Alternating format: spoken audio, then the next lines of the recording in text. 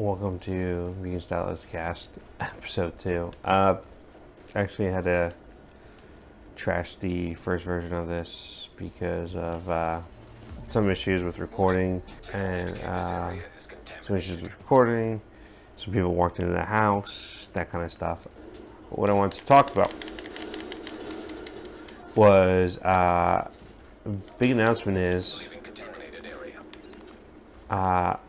I got engaged this weekend, and I'm actually really super excited about being engaged. My fiance, I've been dating her for 2 years, and I'm super excited that we're going to get married. I've been waiting to do this for a little while. Like I bought the ring, I put down payment on this ring back in October 2016, and I wanted to pay for it myself, no help from the parents or anything, and I was able to. And, so I was extremely happy about that. I got a decent deal on the ring, not as good as I would loved or hoped, that kind of thing, but, I was super excited about it. So is she, and she's gonna be happier. Neither could I. She actually does. She makes me really, really happy, and she makes me really, really happy. And I guess I make her really, really happy because I guess she wouldn't have said yes if I didn't make her happy. So, all right for that. Let me tell you how I did it. This has actually been a long time coming. What we did was, we talked about it before and everything like that. And she hated it when I brought up like, oh, hey, cool, we should, we should do this. She hated it every time. I'm like, hey, what do you think of this song for the wedding? I work in production, so for me, the wedding day is just the production stuff. But you gotta do some stuff up to then. So a lot of that's like planning the wedding, doing the engagement, but she didn't want to hear any of it until she actually had a ring on her finger. So I had the ring paid off, and I talked to her father before the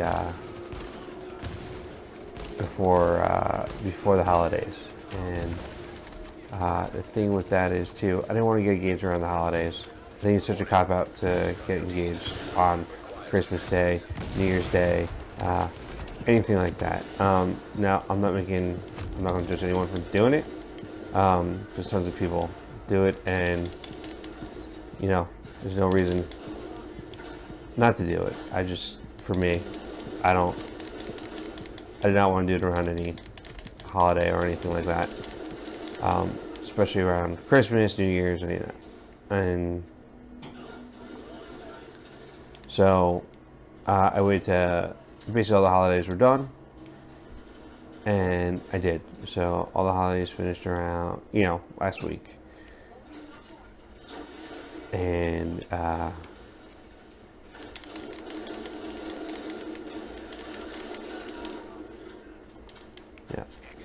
the holidays finished last week, and I went to. I actually planned on doing it on the 7th, which is pretty much yesterday. I'm recording this on the 8th. Yeah, the 8th, which is one of her brother's birthdays. So she didn't bring up any wedding stuff, any of this, and a bunch of friends rallied behind me. I actually had a text today saying that you guys were engaged for like 7 months already, which we weren't. We weren't. We just got engaged now. Just engaged yesterday. So what I did was, yesterday morning, I woke her up I had to go to work. So I woke her up at like 7. I got out of the shower. I knew I was doing it yesterday. I didn't know when I was going to do it yesterday. I put some thought into it. It's like, maybe I'll do it maybe I'll do it before we go out for the night. Maybe I'll do it, that But what I did instead was I got out of the shower and I did it right before I went to work. So she was she was extremely happy. She actually didn't take me serious at first. What I did was I got out of the shower, I grabbed the ring, which I had stashed at my house for a while, and I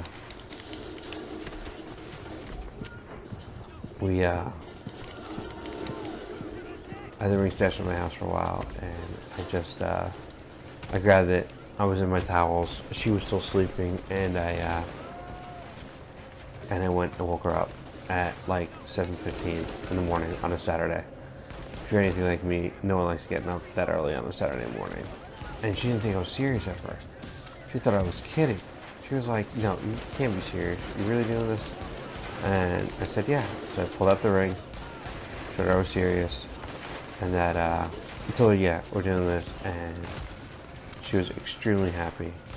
So were my parents. We were able to get a little bit of time together in the morning before I had to go to work.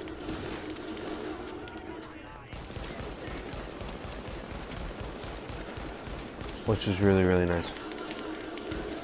We had about 45 minutes together before I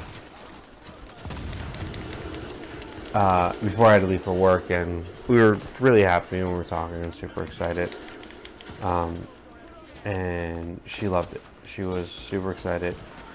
And so I go and tell my mom, like, "Oh, hey, oh yeah, by the way, me and Joanne got engaged." I just revealed her name. Oh, my bad. Hopefully no one catches it. Now I was going to catch it because I just said that. So I tell her, I'm like, "All right, cool, I'm off to work." And my mom was trying to interrogate me on it. It's like, "When did you do it?" I'm like, "I just did now, like in the morning before I left for work, because I knew I was doing it today," kind of thing. But yeah, like I said, I didn't know what time I was doing it. And so yeah, I did it. She was super happy about it. I'm super happy about it. I think I've said that like at least 10 times now, and I find that kind of funny. But yeah, yeah. And basically, when I asked her, she didn't believe me. I asked her, I told her I love her, and I couldn't think of anyone else I want to spend the rest of my life with, or annoy more for the rest of my life than her. She laughed a little bit. She actually didn't catch it at first that I said annoy, and she didn't catch it at first. But once I tell the story and this is what I said, she laughs about it. And I proposed to her in the morning. We went to a basketball game and we got congratulated there. We didn't put anything or post anything on social media. We kept it to family only. Posted it online, and that's when all the congratulations and everything started getting.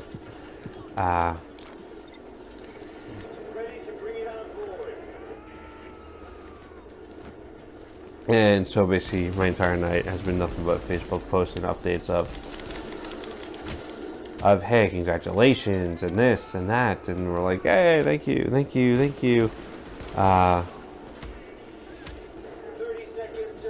That kind of thing.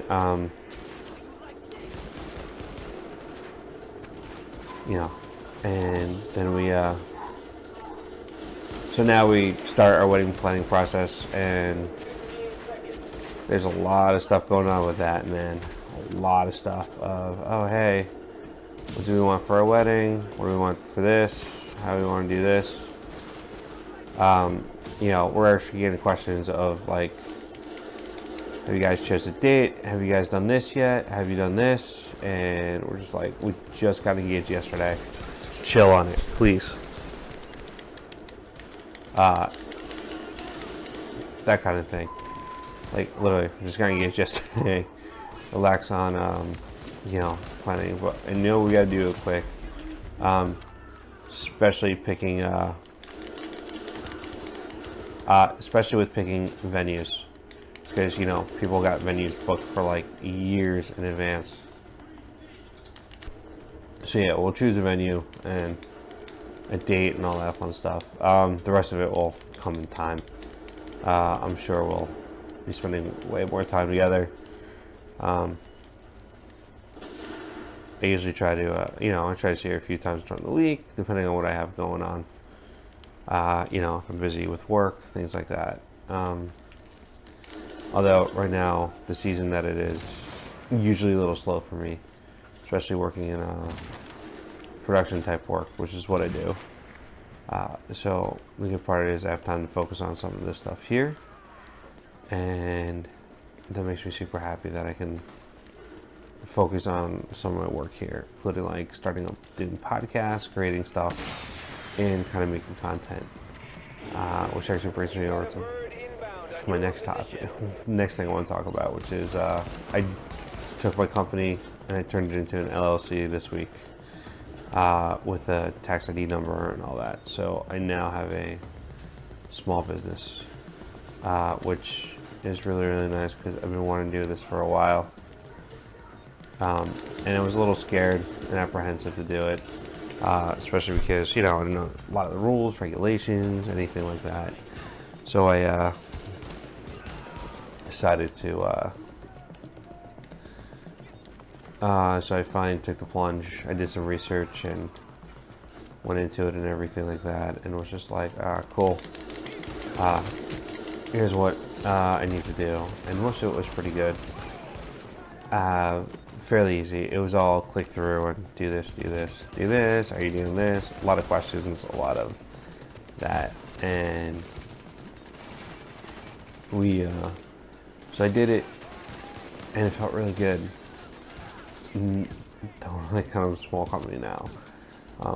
It's only an LLC, so it's nothing too crazy. So, basically, I have a tax ID number, things like that, and that makes me kind of happy too, because I can start invoicing now and pay taxes later, which is not good and bad too, because the way that stuff works, if it's not nailed down, they'll try to take it from you. But one of the other reasons I started out too is I started over the years, I started going to those comic book conventions more, and I started to work at them. I started to do stuff at them. One of the things I started doing is coverage, like convention coverage. So, for example, if I'll go to a comic book convention and then 30 seconds till extraction complete. Going to comic book conventions and doing it. So now hopefully I can start getting paid for doing it instead of doing it for free, which is kind of hard because a lot of the comic conventions work just like production. They get everything for cheap, which I totally understand because they're going to make a profit. I'm there to make a profit. But yeah, I actually hooked up with this good group of guys who run a local con who I'll be doing a live stream with soon. Actually, on my channel, if you tune in.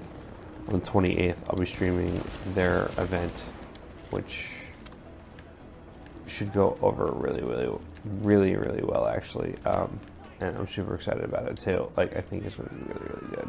Ooh, hello. And it's totally cosplay-centric. It should be really, really fun.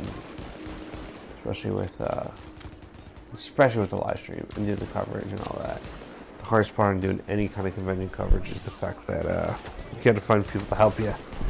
You can't just roll around with a camera depending on what we want to do. A lot of focus is going to probably be more on the live stream, but hopefully, we'll do a coverage video, we'll do a live stream. The hard part is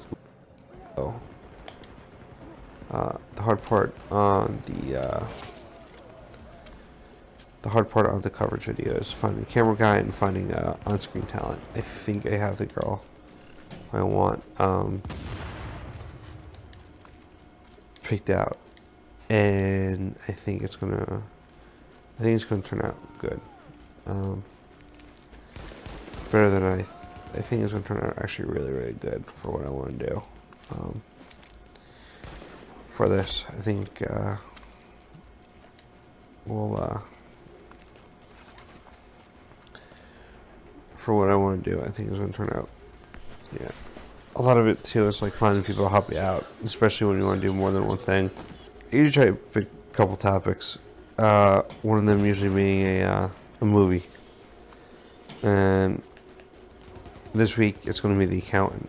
Now, full discretion wise, it's going to be full on spoilers for this. I want to talk fully about the movie from start to finish.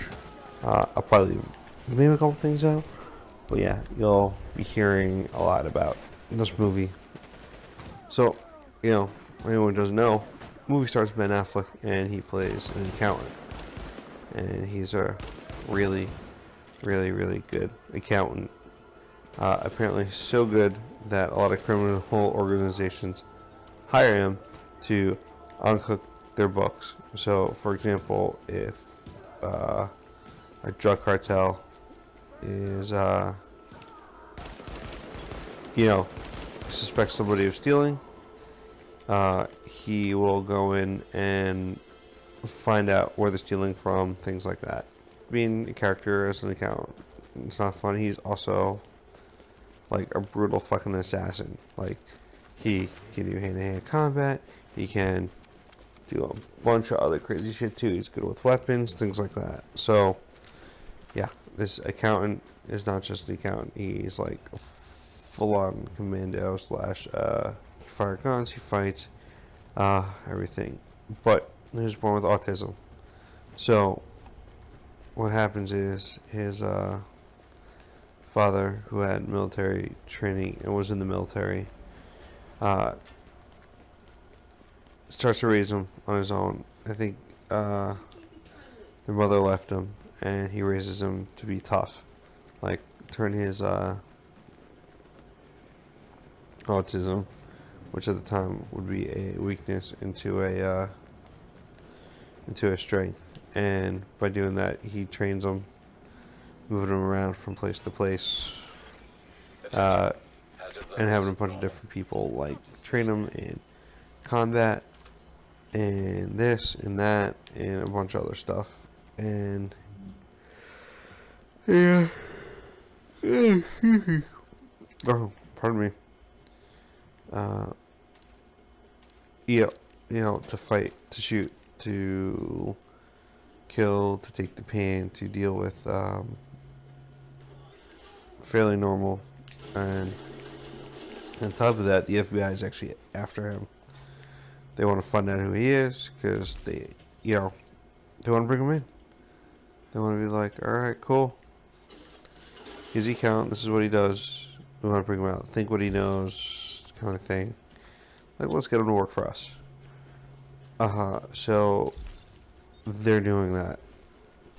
Meanwhile, Ben Affleck character, he's hired by this technology company to come in and uncook these books of these missing money. Which, so they bring him in, and he goes in through like 15 years worth of accounting books for this company, trying to find where the money went missing. And he actually does. He actually finds a pattern. He sees it, figures it out. But then, like anything else, people start dying. He's on the list to be killed. So they attack him. He kills the guys who are after him, and he goes and tries to find this other girl's on the list. Protect her is out of character for him, because he usually just cuts and run. He has one person who helps him out, and all you do is, she's like a Charlie character. She's only a voice on the phone. That is all you know of her. That's it. She calls, she tells him, she'll give him new IDs and everything. Basically all the stuff he needs to escape. Basically to escape within 12 minutes. And he keeps everything he owns, all the important stuff, inside a Airstream, which is kind of cool. Like, everything he owns inside the Airstream, and he can move and be mobile within, what's it called, 12 minutes, as he said? 12 minutes. 15, if there's a problem. Anna Kendrick's also in this, so he brings her in, and he and he starts protecting her, and he stops people from killing her. But she actually kind of put up a fight in this one too, which was kind of good. So, she kind of fights off some of the guys who are attacking her, but ultimately needs Ben Affleck's help in getting all the stuff, figuring out who's behind it. And they did hear that what I really liked was the fact that they introduced a bit of a love story, but what they did here was they just oh hey, she's changing me, I'm a new man now.